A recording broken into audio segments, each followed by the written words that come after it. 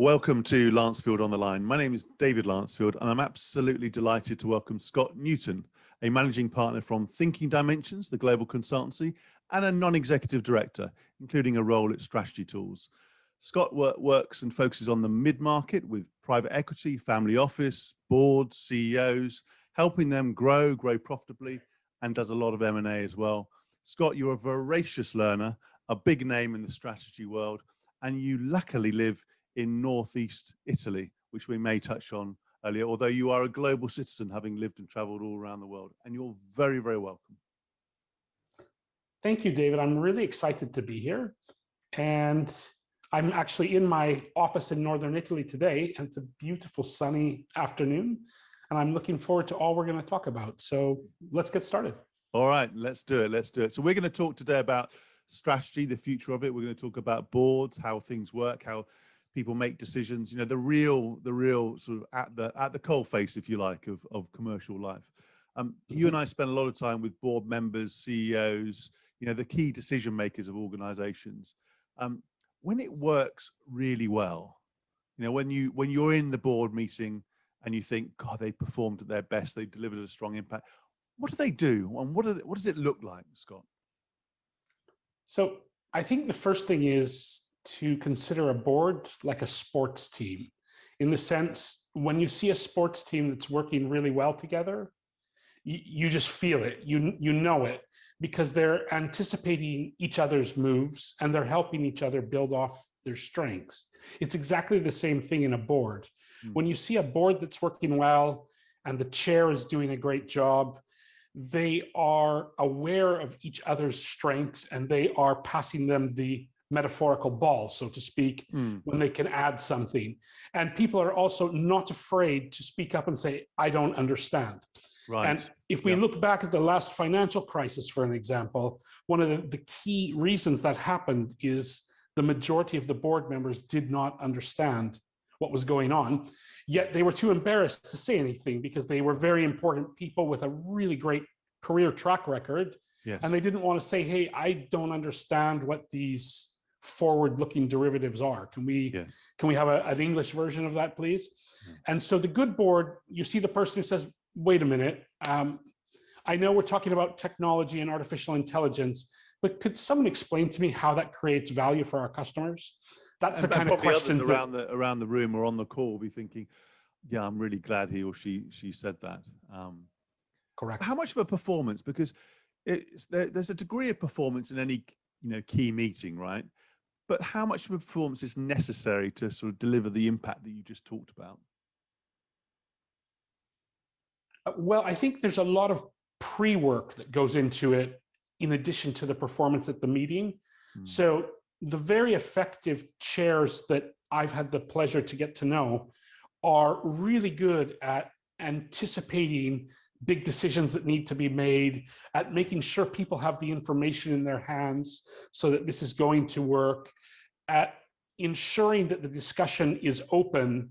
And so the performance part of this is really a listening performance. There are great listeners. And as you probably know, occasionally you get a CEO that they don't want to listen, they want to tell.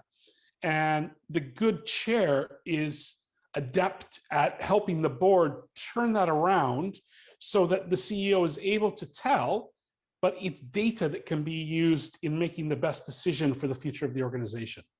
Yeah, that's really powerful. That requires a sort of, I guess, an inner calm, even in a crisis, to be able to switch off the tell mechanism and actually properly listen. But let's just compare and contrast. If you compared and contrast your experience, if you like, before the pandemic in a typical board meeting that you were in, and one during the pandemic, what's changed beyond the virtual element, which is obvious?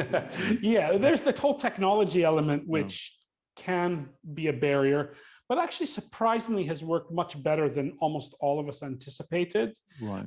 What's changed is better questioning around resilience and more awareness of what could be risks that we should be looking at in the future.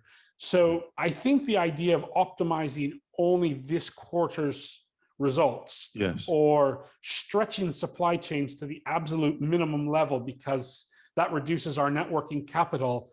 There's Yes. more awareness that there is a trade-off to that. And the best companies I see are really thinking about their people.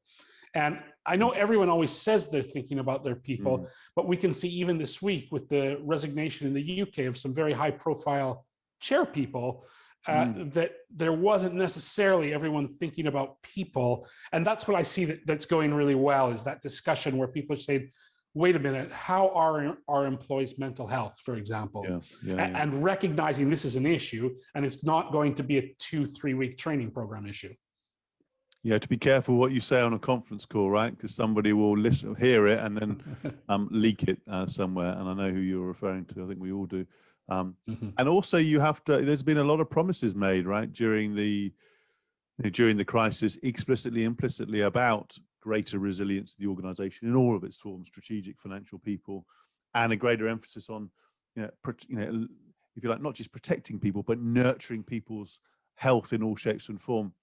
You can't just stop that, right? When we come out of the pandemic and different countries have different rates, they're going to have to follow through, which will require a commitment on the part of leaders to really sort of, I guess, do as they say, rather than anything else. Well, I think a number of employees in most companies have really stepped up during this last 12 months, and they've done incredible things. And the organizations are going to need to recognize those people for that. It can't be, right, well, wartime over, let's get back to business as normal. Yes. The situation has fundamentally changed, and the organizations that will keep the top talent are the ones that can recognize that and can look beyond just money or title or square meters of office, and can really provide the meaningful experience that employees want, because it's going to be a battle for talent. I can already see that. Absolutely right. I mean, one of the shifts we've seen, particularly over the last year, is the prominence of platforms and platform-based ecosystems, candidly in helping deliver many of the products and services we need at home, and Amazon being a classic example of that. But they've become more powerful. Obviously, questions raised now about their power and how it's being used. But if you looked at the mid-market organizations that you work with, how important are ecosystems to them?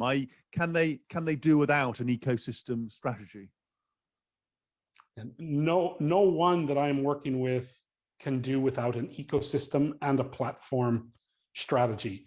Now, that obviously doesn't mean they're all going to be the leaders of these platforms, or they're going to be calling the shots on the ecosystem, but it means they're aware of their position in this and how they add value. And so every organization, management and board are discussing, where do we fit into this ecosystem and where could we fit in? And so I've heard some really interesting discussions where some of our clients are figuring out new ways to add value that a year ago, no one would even have thought of it. And if they did think of it, someone would say, well, don't be silly, that's outside our current sales channels, so go back to work.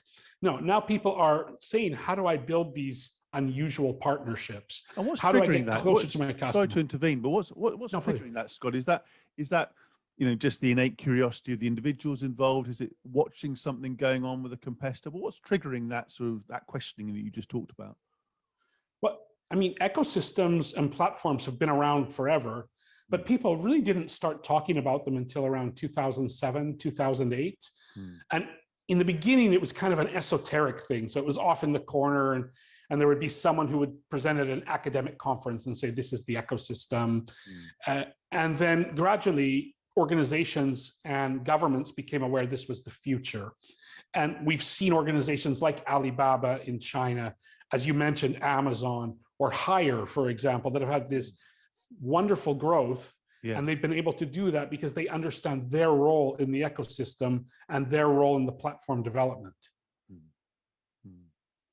I guess if you think about the foresight that it requires, if you're 2007, and we hear all the success stories, but there are questions now about where they go next. And if you are an orchestrator of an ecosystem, there's a question about how you manage the power you have without intervention.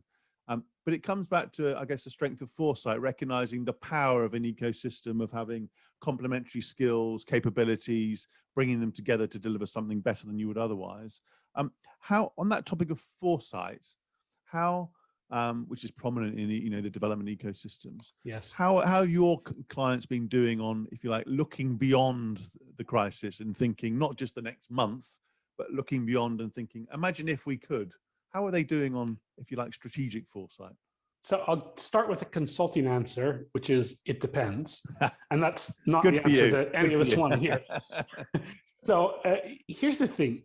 Our customers that are really best at understanding ecosystems, they get out of their factory, they get out of their company, they get out of their office, they go see their customers, and they go see their customers' customers.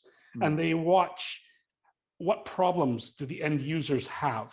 What is frustrating the end user, and if resolved, would create a lot of value?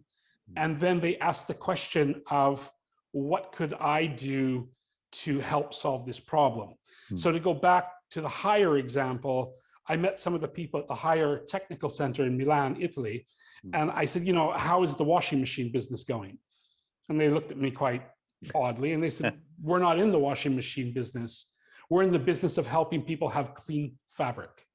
Right. And okay. when you redefine your environment that way, you start to ask a lot of new questions on how you could add value. And so that's they were focused more on, focused more on the outcome, if you like, to the customer in that case, rather than the, I guess, the features of the actual product. Yeah. Yeah. Back to what Christensen talked about as the jobs to be done. Yeah. So what are those pain points? And if solved, how could we participate in that value chain? What would our role be, or what should our role be? Yes. You mentioned Clay Christensen there, and you and I are in the consulting, whatever we want to call it, consulting business, right? And he wrote an famous article, and I had to check the date of it back in, it was actually 2013, where he talked about consulting being on the cusp of disruption. And I guess since then, we have seen more use of technology and data analytics, artificial intelligence in consultancy. We've seen, I guess, a shift towards more value-based commercial arrangements. These are two examples of many. But I'm curious, from your own purview and your own experience in the consulting industry, where's it going next? Where else could it be disrupted? If you were writing the next Clay Christensen version, the Scott Newton version on consulting on the cusp of the next wave of disruption, what would you be looking for? Well, you mentioned at the beginning in the introduction that I'm on the board of strategy tools. Yes. And that's exactly what we're looking at there, is disrupting the consulting and advisory businesses. So I think, there's been a long-term discussion about process versus content. And the content experts come in with a lot of people in very nice suits, and they tell you what you should be doing, what the best practices are.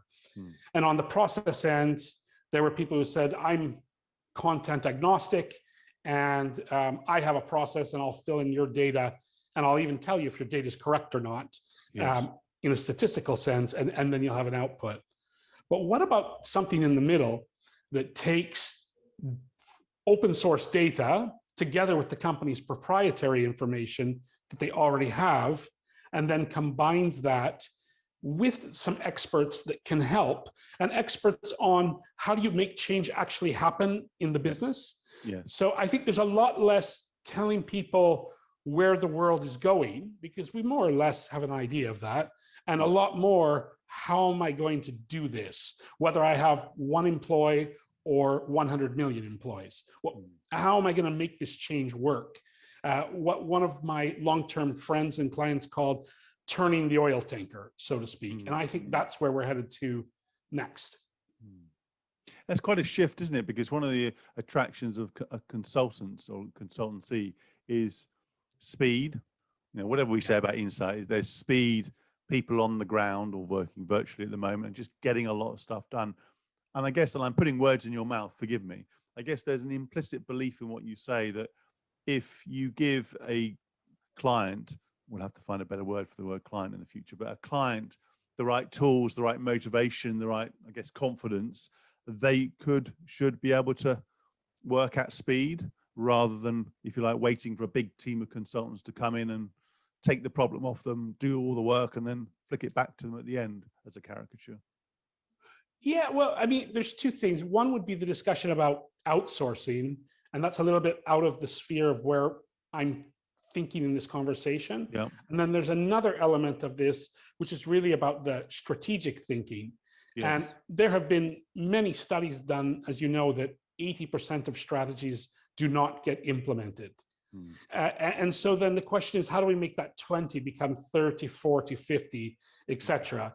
Yes. And what I've seen in my experience and our team's experience is, if you are able to have the people inside the firm or the organization committing and developing the strategy together with a small team, yes, it's yes. far more likely to be executed because it's a better strategy for them. Yeah, of course. It's not a best practice, or it's what do I need to do next?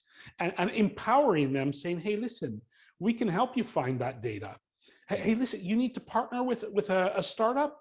Let's go look at someone who did that. Let's go visit them. Yeah. There are so many things we can do today, and really working with our networks to open up new possibilities. And that's where I think advisory is going. It's going to be a completely different world than it is today. It's nice to hear some optimism, especially in these difficult times. So, and I know you're thinking about strategy in the 2020s, and you have a program coming up with Chris Rangan on that. How optimistic, let's just continue on that theme. How optimistic are you about both the design and the execution of strategy in the 2020s? It's taken a bit of a battering, right? Potentially the last few years, in terms of not working, or some big strategic questions facing organizations that failed. So just paint a bit more of the picture of what you think strategy in the 2020s could look like.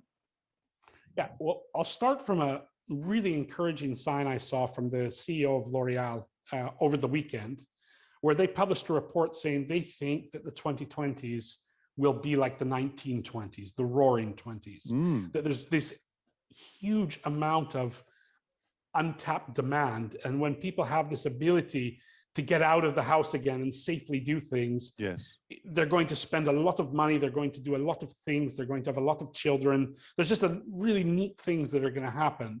And of course, strategy needs to be part of that.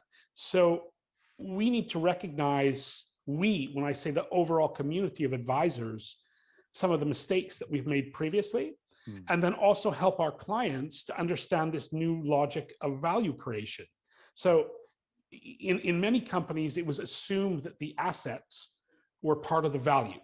And so I could look on a balance sheet and see those assets. And if I had more airplanes than you, this would be very, very profitable for me, because I could have more frequency of flights and therefore have all the business customers. Now, today, we're seeing that it's more about having the IP and having the new ideas. And so as an advisor, we need to be helping people to learn this. Yes. And as a management team, to ask better questions. I mean, that learning aspect of this, I mean, in terms of being humble enough to realize your mistakes as an advisor, as a consultant, and genuinely, invest in learning, is a critical part of that journey, because obviously the clients you're working with want to see people who are current with it. They're not just peddling, the old stories, the old ways. They want to be inspired by the consultants they're working with. And you are, as I said earlier, you are a voracious learner, and obviously very, very applied to your craft. If you had to take one or more of your CEOs that you work with, and she or he said to you, look, Scott, I really need to invest more in my own personal development, particularly as I'm facing acute uncertainty, quite a lot of opportunity coming up, but also I recognize I probably need to live a bit differently in terms of some of the personal aspects. What would be on your agenda for a typical CEO in terms of that upskilling? So and I get asked this quite often, one of the first I'm things sorry to hear that. Sorry, I need to find a better question next time. Go on, answer on this one, but I'll find a better one the next time round. No, I think it's an excellent question, because I get asked this by CEOs. They said, what should I be learning? And one of the first things that I suggest to them is to understand this difference in mindsets. And this is not new. I mean, Dweck at Stanford, she wrote about this quite a few years ago. But the idea of installing in your organization a growth mindset is very powerful. And that is one of the first things that I recommend to CEOs that she or he do. The other thing for management teams is I recommend they start looking at new business models, at new experiments. Yes. What we refer to often at Strategy Tools is building the transformational company. Yes. And so, for example, I'm working with an organization right now where we took 50 of their top managers around the world from Shanghai to Sao Paulo, and they are taking this program, but at the same time, they're going out into their local communities and experimenting. And it doesn't have to be them. It can be someone on their team that's doing this, but they're doing this to learn. And so we'll pose questions. So one of the teams said, I have this new idea. And in the old organization, they would have built that idea out completely. Yes. And I said, well, how can we test that? You know, is there a way that we can go and ask people some questions without building out this full product and service offering, which is very expensive, and maybe we get to the end and people say, well, we don't need that anymore. So, you know, I know people like to talk about the flexible organization. There's a whole bunch of literature on the agile organization, but what Elvin Turner in the UK calls be less zombie, I think this is a perfect term. Yes. So your learning should be about being less zombie, and that could be learning to speak Mandarin. That could be about learning to play a musical instrument, or that could be learning about asking better questions. I'm now thinking about myself there and thinking all of those things, perhaps not Mandarin. But you mentioned Shanghai in what you just said. And I know you've worked and no doubt traveled extensively throughout Asia, and you're passionate about it in your social messages, social media messages, you talk about it a lot. It's a general question, but what has inspired you from your work in Asia, from what you've observed? What's inspiring you there in terms of innovation that perhaps organizations in Europe can learn from? Speed. Speed and the ability for employees in a company to be entrepreneurs. Yes. And so there's a lot more risk taking going on. And this doesn't have to be, we always think about China and, you know, really great companies like Ping An, but we could also go to Thailand, where we have some people even in businesses like cement asking tough questions about how could cement become an environmentally friendly product. We need it because we need buildings to live in, but how can we reduce this major environmental difficulty that is caused by cement? It's the flexibility, the speed, and the longer term viewpoints. So not looking quarterly or annually, but looking, where do we want to be in 20 years? What would our role in society be in the future? And so there's a kind of a different way of looking at the same things. Now, not all Asian companies behave well. I don't want to say that, but those that do are really they have those effective characteristics. And if you, let's get more specific now. I'm not trying to, embarrass you, but who, during the pandemic, which organization or individual has most impressed you? Whether that's because, the actions they've taken or the strategies they've adopted. But go on, give us some names. Give us some names. Well, I mentioned earlier L'Oreal, and I think that they did a fantastic job during the COVID situation.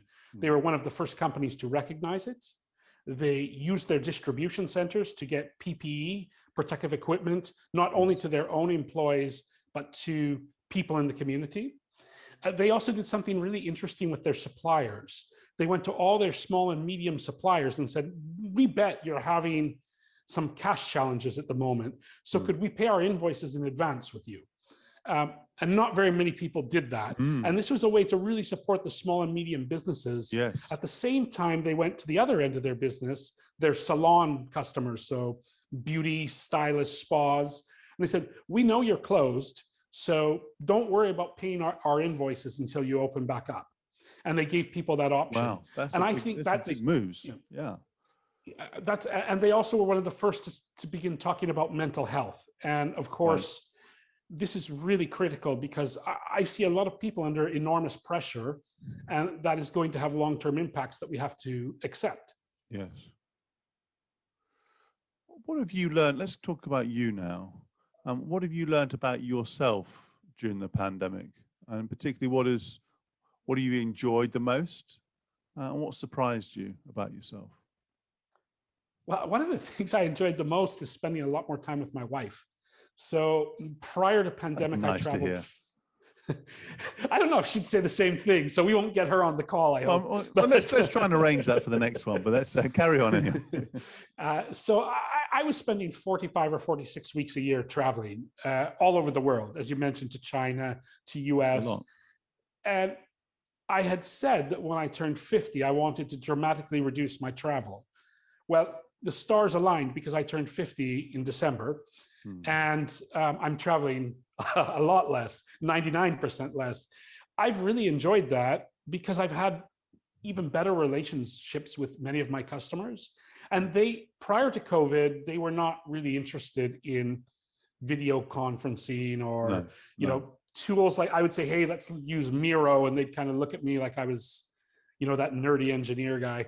And now people are learning they can do this. So it's not that we won't go back to traveling, but I think I'll go back to traveling 30% of the time as opposed to 90% of the time. And I've really enjoyed that. I've also really enjoyed pivoting the business.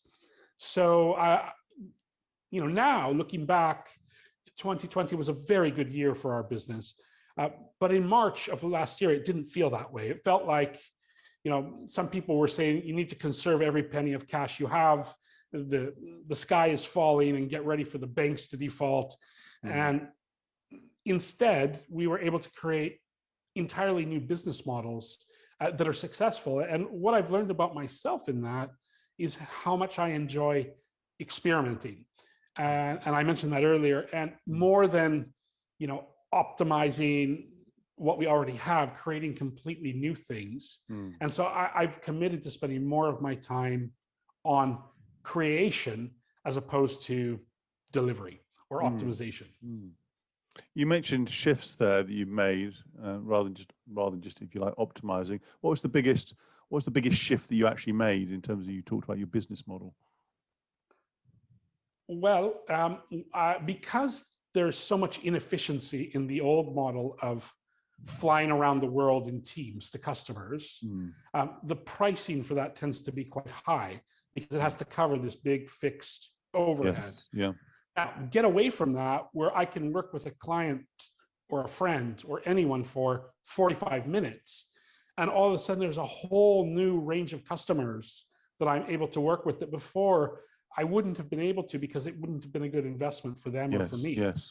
And so this is the biggest change is really, I know a lot in advisory, we talk about value-based fees. And usually though, there's someone in the back room with a calculator saying, how many hours was that? And how many hundreds of pounds per hour? Now we can really get away from that and say, okay, how do we create value for our clients?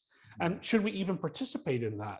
And how can we share that together in a way that is about, making the future as opposed to, here's a project, here's how many 100,000 pounds it is, and here's the minimal gross margin that you can accept for this to go through the investment committee. So it's a whole change in logic.